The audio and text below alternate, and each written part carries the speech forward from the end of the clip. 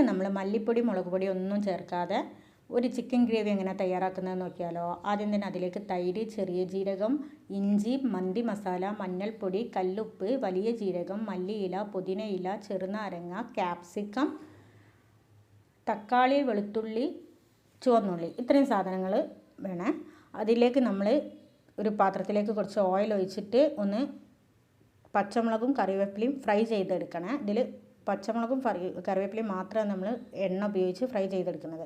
അതും എല്ലാം കൂടി ചേർത്ത് മിക്സിയിലിട്ട് നന്നായിട്ട് അരച്ചെടുത്തതിന് ശേഷം നമ്മളത് ചിക്കനിലേക്ക് അരമണിക്കൂർ തേച്ച് പിടിപ്പിച്ചതിന് ശേഷം നമ്മളൊരു പാത്രം അടുപ്പിൽ വെച്ചിട്ട് അതിലേക്ക് എണ്ണ ഒന്നും ഒഴിക്കുക വേണ്ട, അങ്ങനെ തന്നെ ഒഴിച്ചിട്ട് ചെറിയ തീയിലിട്ടിട്ട് ഒന്ന് വറ്റിച്ചെടുത്താൽ മതി. അവസാനമായിട്ട് നമ്മൾ ഒരു സ്പൂൺ ബട്ടർ മാത്രമാണ് ഇതിൽ ചേർക്കുന്നത്. വേറെ ഒരു മസാലയൊന്നും തന്നെ ചേർക്കുന്നില്ല. ബട്ടർ ഇട്ട് കൊടുത്തു കഴിഞ്ഞാൽ ആവശ്യത്തിന് മല്ലിയില ഇട്ട് കൊടുത്താൽ അടിപൊളി ചിക്കൻ ഗ്രേവി തയ്യാറാണ്. ഇത് ഏകദേശം നമ്മളെ ബട്ടർ ചിക്കൻ്റെ വേറൊരു രൂപമായിട്ട് വരും.